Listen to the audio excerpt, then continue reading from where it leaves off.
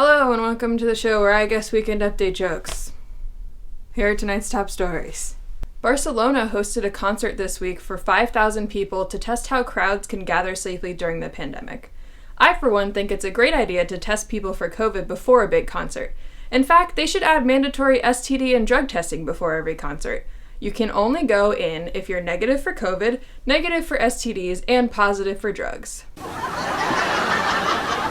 In other drug news, Republican Senator Steve Daines lamented the loss of homegrown Montana meth to Mexican cartel meth. Has he taken his racism to an extreme, or does Senator Daines run his own meth company that's losing business to foreign competitors? Be careful, Senator Daines. White robes are really flammable. A Florida man is being investigated by the Justice Department following allegations of sex trafficking and having sex with a 17-year-old girl. I'm sorry, did I say Florida man? I meant Florida Congressman Matt Gaetz. Gaetz went on Tucker Carlson to claim that providing for flights and hotel rooms for people that you're dating who are of legal age is not a crime. Tucker Carlson then said it was one of the weirdest interviews he's ever conducted, which is pretty surprising because he once interviewed the reanimated corpse of John McCain, just so that Meghan would talk about him on The View the next day. G. Gordon Liddy, the brilliant mind behind such successful missions as the Watergate scandal, died this week. After being released from prison, he branched out into writing books, such as the smash hit Amelia Bedelia Learns Wiretapping. Nike sued Lil Nas X over his unauthorized Satan shoes, which are an altered version of the Nike Air Max 97s with blood in them. The company that produced them had previously sold Jesus shoes, which contained holy water. I would like to make a suggestion for the next pair. Zeus shoes, very similar to the other concepts, but every time you take a step, you get zapped by lightning. Or maybe Poseidon-inspired shoes, they're just regular Nikes that are full of seawater. As we await the results of an Alabama Amazon union vote, let's speak to two Amazon employees about how they're feeling about the issue. Please welcome Jane and Janet.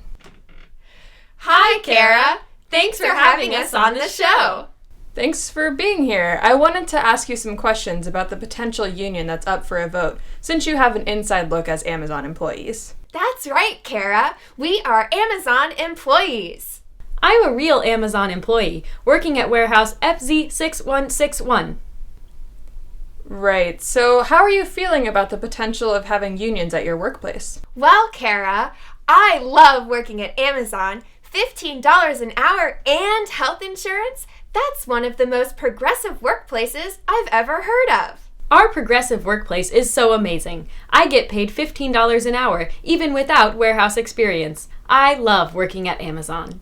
I'm glad you both love your jobs.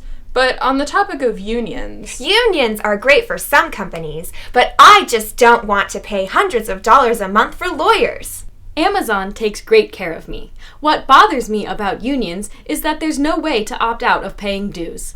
In Alabama, it's illegal to require people to pay union dues. Unions are great for some companies, but I just don't want to pay hundreds of dollars a month for lawyers. Amazon takes great care of me. What bothers me about unions is there's no way to opt out of paying dues. That was weird. Listen, Kara, Amazon is a great workplace. Anything you've heard about poor working conditions is absolutely not true.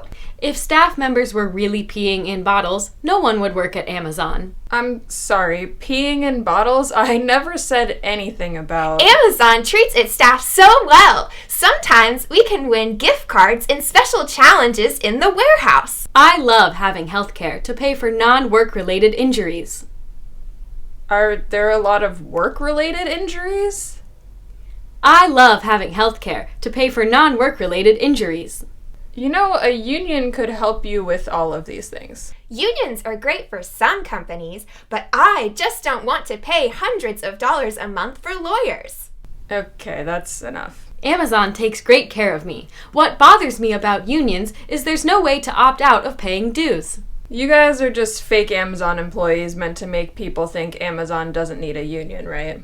No, we're real Amazon employees. I'm a real Amazon employee working at warehouse FZ6161. Alright, this was Jane and Janet, real Amazon employees, everyone. We are real Amazon employees. President Biden asked the Secretary of Education to prepare a memo about the legality of canceling up to $50,000 of student debt. But how are we going to have a military if we don't entice poor people to join with the promise of college? Biden's new $2 trillion infrastructure plan would fix 20,000 miles of roads and 10,000 bridges with money collected through corporate taxes. I don't know, Joe, this plan seems a bit un-American to me. There's just something so uniquely US of A about dodging around dozens of potholes in 1 mile and holding your breath as you cross every bridge because you're afraid it might collapse at any moment. Companies such as Delta and Coca-Cola have publicly opposed Georgia's new voting bill, which puts strict limitations on who can vote.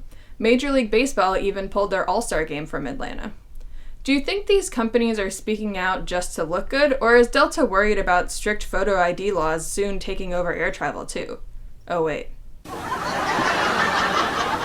Adding to the list of reasons why only rich people can travel, governments are now considering vaccine passports for people who wish to travel in addition to regular passports. Luckily for governments everywhere, every single person who has gotten the vaccine has posted a photo of it online, so really we can just use Instagram as our official vaccine passports. Paul Simon sold the rights to his entire songwriting collection to Sony Music Publishing.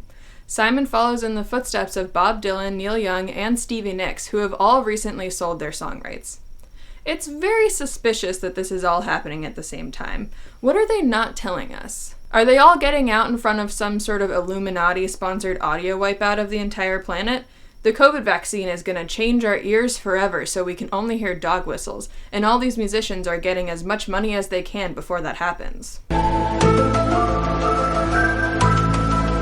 It's swarming season for bees, as one New Mexico man found out after finding 15,000 bees in the back of his car after going grocery shopping.